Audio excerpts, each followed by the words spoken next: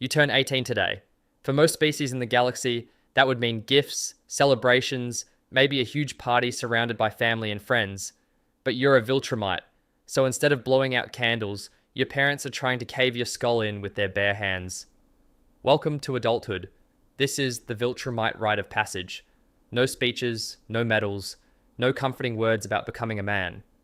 If you want to be recognized as a true member of Viltrumite society, you survive. That's it. Survive the people who raised you long enough to prove you deserve to live. And honestly, your parents aren't even being cruel by Viltrumite standards. To them, this is love. Violent, horrifying love, but love nonetheless. Weak offspring embarrass the bloodline. Strong offspring strengthen the empire. The universe only respects power, and Viltrumites take that idea more seriously than any species alive. Barely conscious and covered in blood, you somehow make it through the trial. Congratulations. You are officially a soldier of the Viltrum Empire. And that matters because the Empire controls an absurd amount of the known galaxy. Not by accident either. Viltrumite culture revolves around one brutal philosophy. The strong deserve to rule, and the weak deserve to disappear. Mercy is considered a flaw. Compassion is treated like a disease. Empathy? That's something lesser species invented to comfort themselves before extinction. You grew up hearing the same message every single day. Strength is purpose. Strength is morality. Strength is truth. So now, alongside countless other newly inducted soldiers, you begin carrying out the Empire's mission across the stars. Your orders are simple. Approach alien civilizations and give them a choice. Surrender completely to Viltrumite rule, or be erased from existence. The terrifying part is that the Empire actually could improve life for almost everyone. Viltrumite technology can cure diseases most species consider incurable. They can extend lifespans, end famines, advance civilizations by centuries almost overnight. But there's a catch. Total obedience. Bow to the Empire, and you get paradise. Resist, and your planet becomes a warning to everyone else. And the scary thing is, you genuinely believe this system makes sense. You've been raised to see domination as order. To a Viltrumite, conquering weaker civilizations isn't evil, it's efficiency. The galaxy belongs to whoever is powerful enough to take it. As a soldier, your role is straightforward. You eliminate resistance wherever it appears. Entire species can vanish because some commander decided they weren't worthy of survival, and nobody loses sleep over it afterward. That's just how the Empire works. Ironically, though, there is one sacred rule Viltrumites refuse to break lightly. You do not kill another Viltrumite without cause. Everyone else in the universe might be expendable, but your own kind are considered precious, rare, superior. At least, that's what the Empire tells itself. For now, the Viltrum Empire feels unstoppable. Planets fall constantly. Armies collapse the moment Viltrumites arrive. Entire civilizations surrender without firing a single shot because they've heard the stories. And you're only getting started. Years pass. Campaign after campaign hardens you into something even more dangerous than before. You're no longer some reckless teenager proving yourself in battle. Now you've earned a promotion. You are officially a Viltrumite general. That means you answer directly to Grand Regent Thragg, the most feared being in the Empire. And trust me, that title is not exaggerated. After Emperor Argall was assassinated generations ago, the Empire nearly collapsed into chaos. The surviving Viltrumites needed someone strong enough to keep the species together, and Thragg was basically engineered for that exact purpose. His entire existence was designed around becoming the ultimate Viltrumite. His father served among Argall's closest advisors, and from birth, Thragg was trained, molded, and perfected to lead. Officially, he only holds the position of Grand Regent until the true heir to Argall can be found. Unofficially, nobody really believes Thragg plans on giving up power anytime soon. But that's far above your rank. Your concern is much simpler. You're now trusted with commanding invasions personally. Your first assignment as general takes you to a distant world known as Yopa, a peaceful planet filled with advanced cities, beautiful landscapes, and a civilization that somehow managed to balance technology with nature. Honestly, it's one of the more impressive worlds you've seen. Too bad it's about to disappear. You arrive with an entire fleet behind you and deliver the standard Viltrumite offer. Submit to the Empire. Surrender your resources. Accept Viltrumite rule. Or die. The Opens refuse immediately. You almost respect them for it. Almost. What follows isn't really a war. It's closer to an execution. To their credit, the Opens actually prepared for your arrival. Their scientists developed specialized weapons capable of piercing Viltrumite durability, which is an incredible achievement considering most civilizations can't even scratch your species. Unfortunately for them, almost enough doesn't matter against Viltrumites. Their defenses collapse. Cities burn. Fleets are shredded apart in orbit. Entire armies vanish in minutes.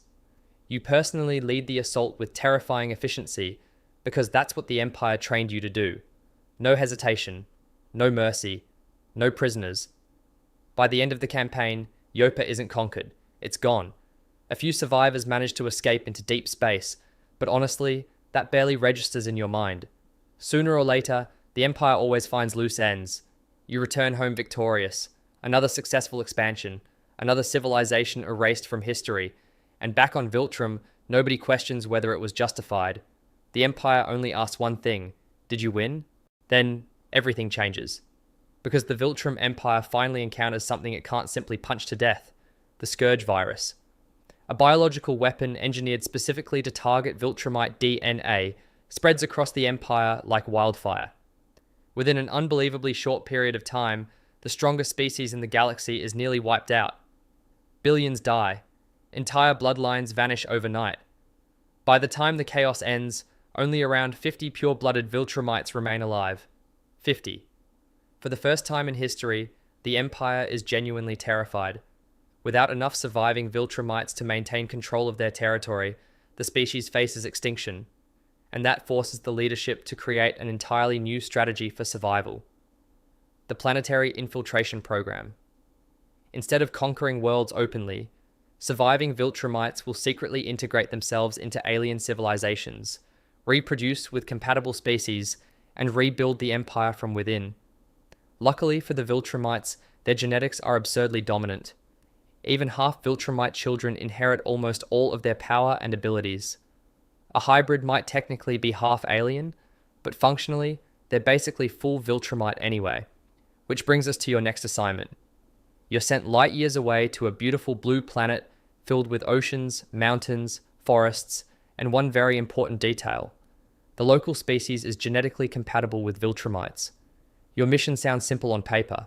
Blend in, earn the population's trust, find a mate, have children, raise future Viltrumite warriors, and eventually deliver the planet to the Empire without the inhabitants ever realizing what happened. It's a very different kind of conquest from what you're used to. Normally, you'd arrive, threaten everyone, and start destroying cities 5 minutes later. Now you have to pretend to care. You descend through the atmosphere and immediately notice how fragile the population is. Their greatest heroes wouldn't survive a fight against an average Viltrumite teenager. The power gap is honestly embarrassing, but you smile anyway. You save civilians from disasters, stop criminals, pose for photos, shake hands, let people call you a hero. You even start wearing a cape. Humiliating. Still, the strategy works perfectly. Before long, the planet adores you. Statues get built in your honor. Crowds cheer whenever you appear overhead. Entire governments trust you completely. Phase 1 of the infiltration is complete. Then comes the harder part. You need to build a family. Not because you want companionship, of course. Viltrumites aren't supposed to think that way. Relationships are strategic. Children are assets. This entire mission is about producing the next generation of warriors for the Empire. Eventually, you meet someone, a kind woman who completely falls for your charm, your confidence, and honestly, probably the mustache too. At first, you treat the relationship like another assignment. Keep emotions out of it. Stay focused on the mission. But over time, things become complicated. You marry her, you have children, and for the first time in your life, you begin experiencing something dangerously unfamiliar, a normal life. At one point, the Viltrumite Council was the most powerful governing body in the galaxy. Entire civilizations trembled when its members entered a room. Policies made by the Council determined the fate of billions across countless worlds. Now, there are only 3 of you left. That's what the Scourge virus did to the Empire. It didn't just kill soldiers. It hollowed out the entire leadership structure. What was once a massive ruling institution has been reduced to 3 surviving Viltrumites, sitting in a chamber pretending everything is still under control. And somehow, you're one of them. Not because you were compassionate, not because you were wise. Those qualities mean basically nothing in Viltrumite society. You survived because you were strong enough to survive. That alone qualified you for power. As a Viltrumite counselor, you're now among the most influential figures in the Empire. Not just physically, but politically. You help direct military expansion, assign infiltrators to key planets, oversee breeding initiatives, and advise Grand Regent Thragg himself. Technically, your role is to guide the Empire. Realistically, your role is to agree with Thragg, because everyone understands one thing very clearly. The Empire only still exists because of him. You remember what things were like before the virus. Endless fleets, massive armies, entire sectors of space under direct Viltrumite control. Back then, the Empire felt eternal. Now it feels fragile. Nobody says that out loud, obviously. Doing that would be suicidal. But behind closed doors, even the remaining leadership understands how desperate the situation has become. Every decision matters now. Every surviving Viltrumite matters. And every compatible planet suddenly becomes extremely valuable. One world in particular keeps appearing in council discussions. Earth. The planet checks every box. Genetically compatible population? Yes. Strategic location? Absolutely. Large population capable of producing countless hybrid offspring? Definitely. More importantly, humans are adaptable, easy to manipulate compared to many species. They form attachments quickly, they trust symbols, heroes, protectors. Perfect conditions for infiltration. You personally support the idea of prioritizing Earth, not just because of strategy either. Secretly, you've always preferred worlds filled with oceans, forests, and mountains. After centuries spent overseeing conquest campaigns, even a Viltrumite can appreciate natural beauty. Of course, you'd never openly admit something sentimental like that. The breeding program consumes most of your time now. The Empire's future depends entirely on it. Every infiltrator sent to another world represents another chance for the species to rebuild. But there's a growing problem. Some Viltrumites are beginning to change. At first, it sounded impossible. Viltrumites don't form emotional attachments to weaker species. That would contradict everything your culture teaches. But the longer infiltrators spend embedded on alien worlds, the more cracks begin appearing. Some start sympathizing with the local populations. Others grow attached to their mates. A few even begin questioning the Empire itself. That is extremely dangerous. Because once a Viltrumite starts valuing compassion over conquest, they stop being predictable. And unpredictable Viltrumites are terrifying. So part of your job becomes disciplinary oversight. Whenever an infiltrator fails their mission or shows signs of disloyalty, they're brought before the council for judgment. Technically, these are formal hearings, trials, civilized procedures meant to demonstrate that Viltrumite society still has laws and structure. In practice, most outcomes are decided before the accused even enters the room. Still, appearances matter. You can't exactly call yourselves the greatest civilization in the galaxy while publicly executing everyone without due process. So the hearings continue. Endless arguments, endless testimonies, endless discussions about loyalty, duty, and strength. And if the offender isn't executed immediately, there's always the prison ship. Hidden inside a massive asteroid drifting through deep space, the prison facility is virtually impossible to locate. High security containment systems hold some of the most dangerous Viltrumites alive. Defectors, rebels, failures. The Empire interrogates them relentlessly, sometimes for information, sometimes simply to make an example out of them. The ugly truth is that being a Viltrumite counselor involves far more bureaucracy than most people would expect. You spend less time fighting enemies and more time reviewing reports, approving planetary assignments, organizing military deployments, and maintaining the illusion that the Empire remains stronger than ever. because that illusion is important. The coalition of planets watches every move carefully now. Rival civilizations sense weakness for the first time in centuries. If the galaxy realizes how few Viltrumites actually survived the virus, chaos would erupt immediately. So you keep smiling, you keep projecting confidence, and you keep pretending the Empire is still untouchable. But privately, even you recognize the reality. The Empire isn't really being held together by government institutions anymore. It's being held together by one individual. Thragg. He's older than most civilizations currently existing. Stronger than almost every being in recorded history.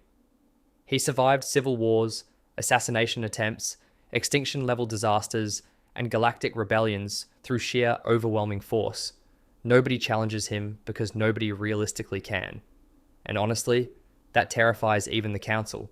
There has only ever been one Grand Regent in Viltrumite history, Thragg. And now, somehow, that's you. The most powerful Viltrumite alive, the ruler of the Empire, the single most dangerous being in the galaxy. You've held power for thousands of years, and nobody has ever come close to removing you from it. Not through battle, not through politics, not through betrayal. Every possible challenger eventually failed, because you were created specifically for this role. Your father understood something long before the rest of the Empire did. One day, Viltrum would need someone capable of carrying the species through absolute catastrophe. Someone whose strength alone could keep the Empire from collapsing completely. That someone became you. Physically, you surpass nearly every Viltrumite who ever lived. Even legends fear you. Entire armies hesitate at the mention of your name. But power alone isn't what defines your rule. Fear does. The Empire obeys because everyone understands the consequences of disobedience. As Grand Regent, every major decision flows directly through you. Military campaigns, expansion policies, planetary infiltrations, breeding programs, judicial rulings, all of it. The Council may advise you, but ultimately, your word becomes law. And nobody argues. Not because they necessarily agree with you, but because they've seen what happens to people who don't. Officially, you continue searching for the true heir of Emperor Argall. That has always been the public justification for your position. You are merely safeguarding the throne until the rightful successor is found. At least, that's what you tell everyone. The reality is far more complicated. Deep down, you no longer believe the heir exists at all. If Argall's bloodline survived the Scourge virus, they've remained hidden for an impossibly long time. More likely, they died generations ago alongside billions of other Viltrumites. And if that's true, then the throne effectively belongs to you anyway. Still, you can sense suspicion growing within the Empire. The remaining council members aren't stupid. They understand how convenient it is that no heir has ever appeared despite centuries of searching.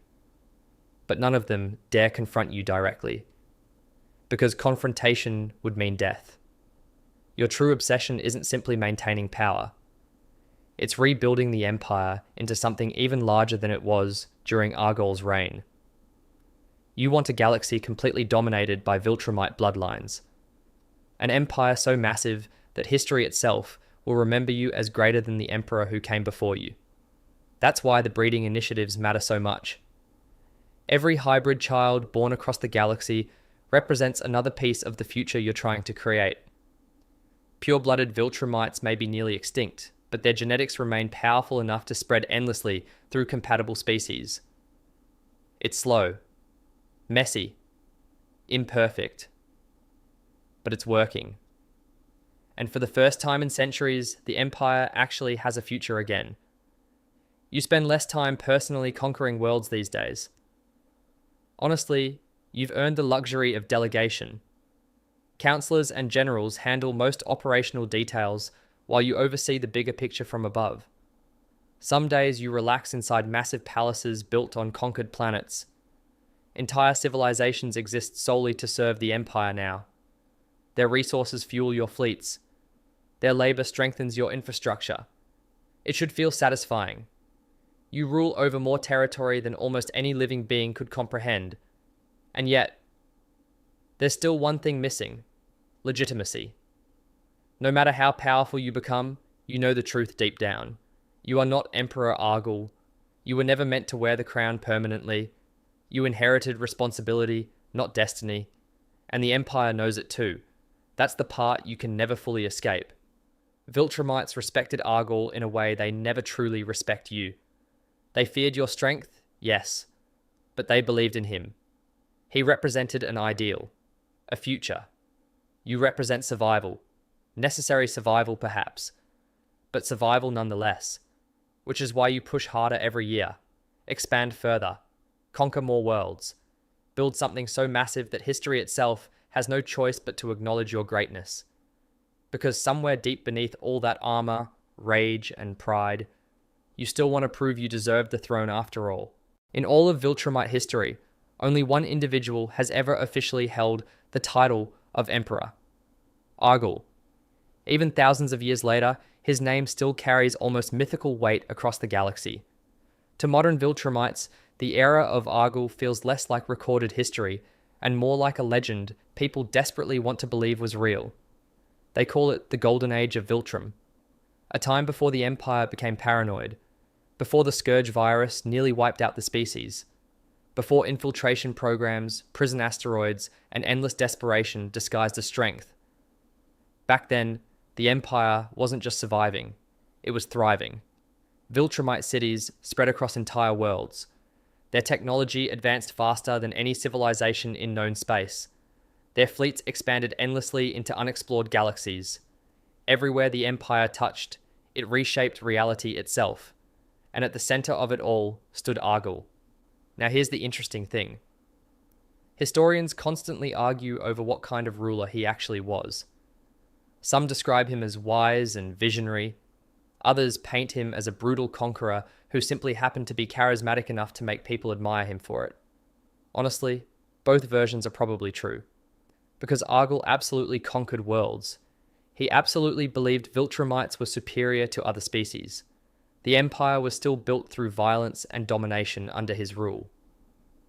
But, unlike later leaders, Argall understood something that pure strength alone could never achieve. People need something to believe in. Thragg may have surpassed Argall physically. Everyone knows that. In terms of raw power, Thragg eventually became stronger than almost anyone in Viltrumite history. But Argall possessed something much harder to create. Loyalty. Not obedience through fear. Actual loyalty. Viltrumites followed him because they genuinely believed he was leading them towards something greater. He gave the Empire identity beyond endless conquest. Under Argall, Viltrumites didn't just think of themselves as warriors. They saw themselves as architects of a civilization destined to outlive every other species in existence. That difference matters. Because fear can maintain power for a while. Belief can maintain it forever. As Emperor, Argall ruled during a period when the Empire felt unstoppable and united.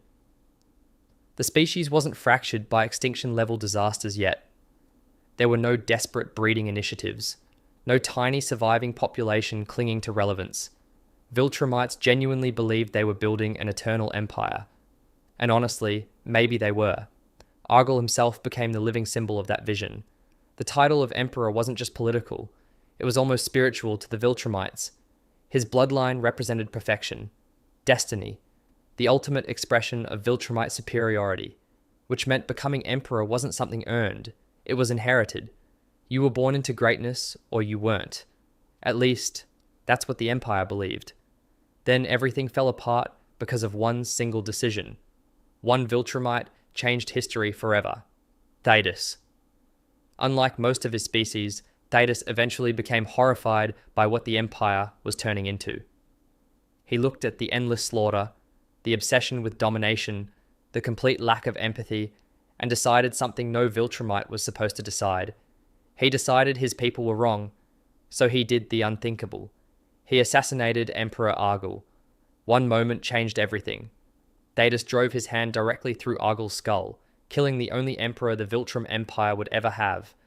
The assassination shattered the Empire's stability instantly. Without Argall holding everything together, the illusion of unity collapsed almost overnight.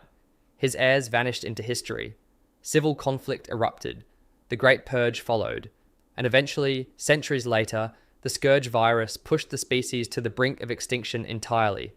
Every horrific thing the Empire became afterward can be traced back to that one assassination. The infiltration programs, the breeding initiatives, the prison asteroid, the paranoid leadership, the desperate obsession with survival, all of it started there. And the craziest part?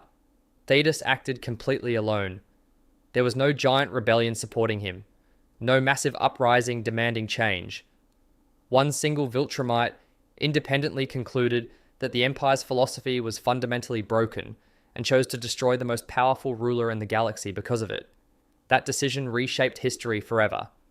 To this day, Argall's skull still sits inside Thragg's throne room.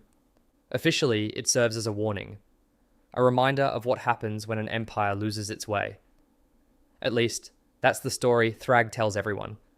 But secretly, the skull represents something else entirely. Failure. Not Argall's failure, Thragg's. Because no matter how powerful Thragg became, no matter how many worlds he conquered or how long he ruled, he could never truly replace what Argall represented. Strength wasn't enough. The Empire survived under Thragg, yes, but it never felt whole again.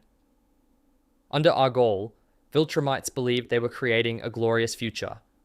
Under Thragg, they were simply trying not to go extinct. That distinction haunted the Empire for generations. And honestly, it makes the entire Viltrumite hierarchy kind of tragic when you really think about it. Every level of power looks impressive from the outside. Soldier, general, infiltrator, counselor, grand regent, emperor. But the higher you climb, the more unstable everything becomes. As a soldier, you believe completely in the Empire's ideals. As a general, you help spread those ideals through violence. As an infiltrator, you start seeing cracks in the ideology after living among weaker species. As a counselor, you realize the Empire is running mostly on fear and propaganda. As Grand Regent, you discover absolute power still isn't enough to earn true loyalty. And as Emperor, you become the symbol everyone worships right before everything collapses. That's the real irony of the Viltrumites. For a species obsessed with strength, their civilization turned out to be unbelievably fragile.